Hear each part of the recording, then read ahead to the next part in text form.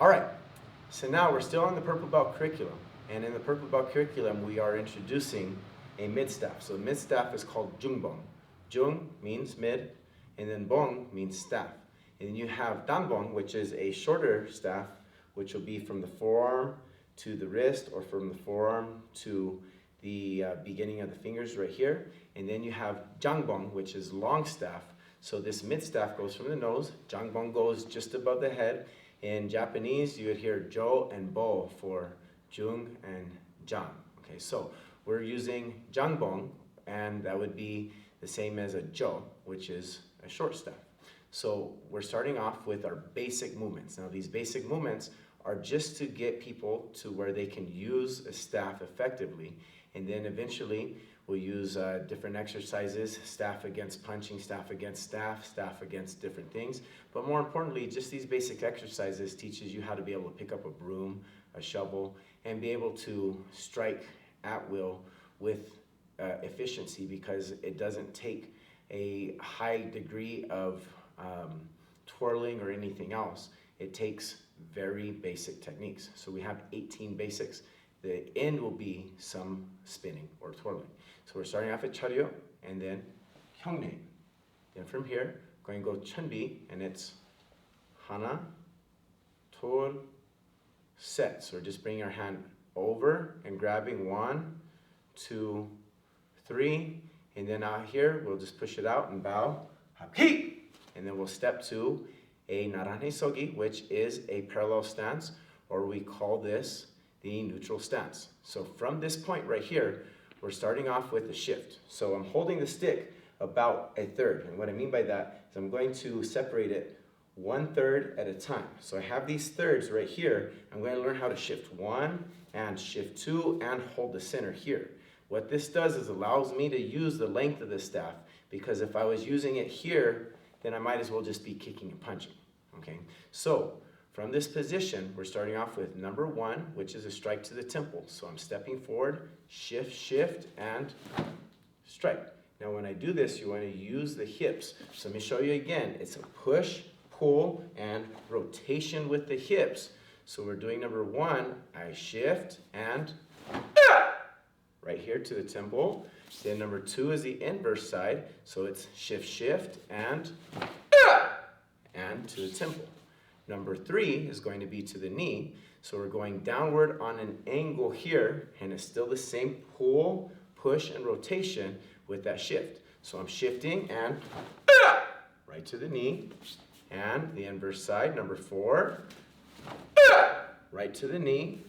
Now number 5 is going over the head to the collarbone, the face, or the crown of the head. And so this one is going to be a rotational motion this way. Notice I'm using my hip a lot, because I want to use that point not only for a control point, but to be able to pull back and stick, which we'll get into on 7 and 8. So number 5 is coming up and over the head. So it's 1 and now when we do this, let me do that again. I shifted my hand, and when I shifted my hand, I came up over, and I'm acting like I'm using a sledgehammer. So I'm pulling, pushing, and I'm using my latissimus dorsi, my abs, I'm using my weight, and we're coming down hard. And it's 1, and then number 6, same side. So it's right to the head. So then once we get to 7 right here, now if we were here, now we can stick. We have to learn those sticks. So those are 7, and these are very effective, especially for keeping people off of you.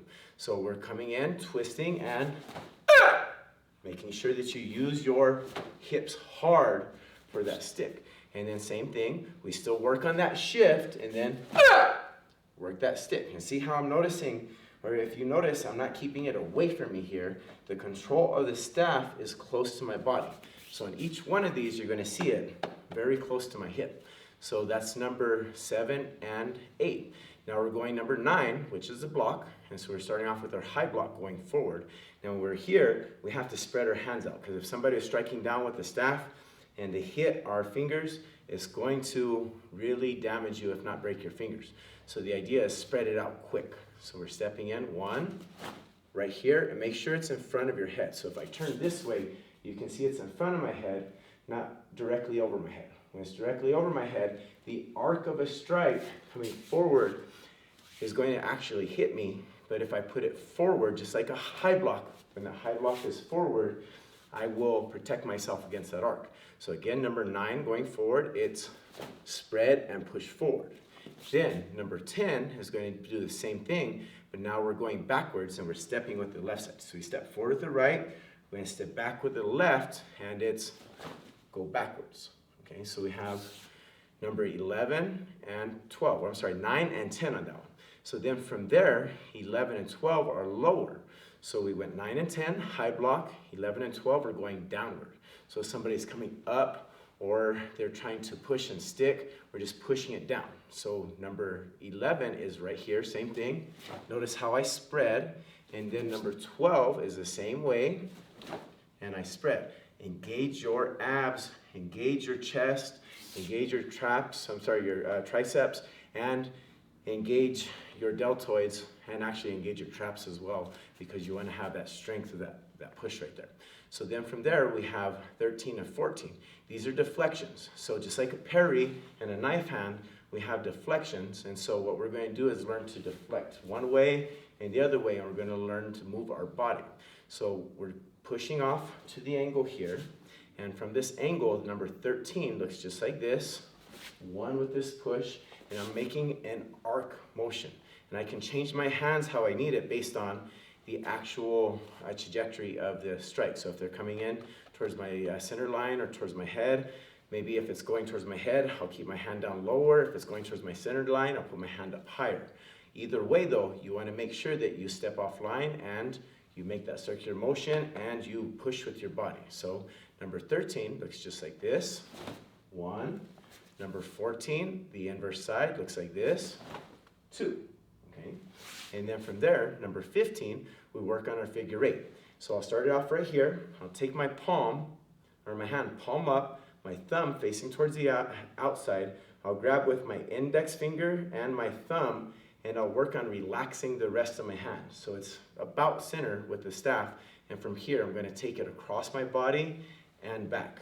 Now when I'm doing this, I'm keeping my hand relaxed. So every time I bring it back across, especially from here, I let my fingers relax. If I keep a death grip on this, I'll never be able to get a figure 8. So when I come across here, it's just fine, but on this side, going backwards, I have to relax. So we're doing this, it's 1, 2, 3, 4, then we go into a handover here. See how I just did this? Underneath, and then it's the same side, or same thing, 1, 2, 3, 4. Notice that my wrist is bending, so it's just 4 of them, but your wrist is bending. Then from here we go into 17 and 18. So I was 15 and 16.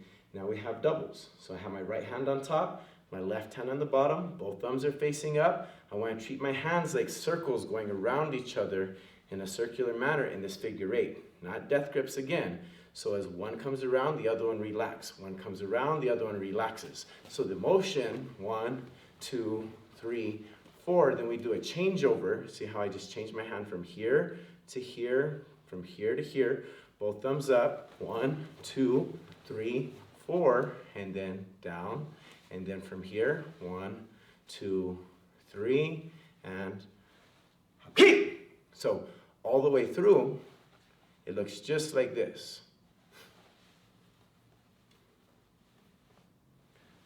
Hapkido.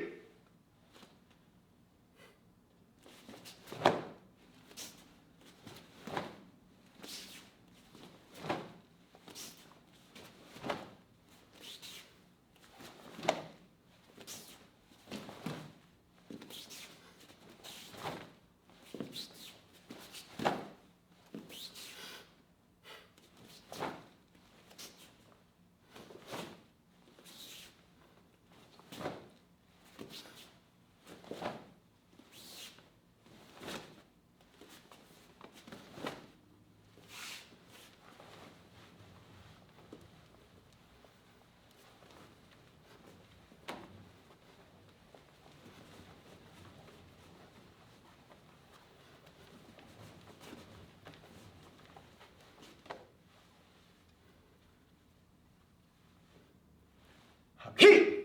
Then down, and those those are your basic 18 movements. Make sure to practice them, and then practice them with each other. You'd be surprised how just knowing those can get you a lot of application. Thank you very much.